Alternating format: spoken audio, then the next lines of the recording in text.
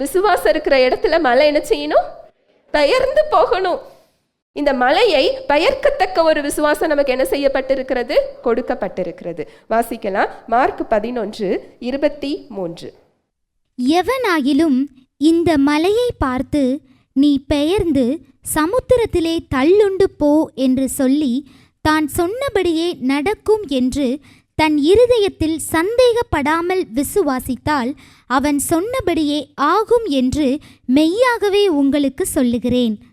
எவனாகிலும், நம்மளுடைய எல்லா கேள்விக்கும் இந்த முதல் வார்த்தையிலேயே பதில் இருக்கு. நான் சொன்னா போகுமா?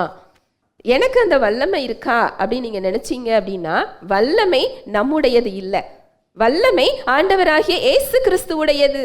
அந்த வல்லமையை, அந்த நாமத்தை நாம் பயன்படுத்தி கொள்ளக்கூடிய அதிகாரத்தையும் உரிமையையும் அவர் நமக்கு என்ன செய்திருக்கிறார்? கொடுத்திருக்கிறார்.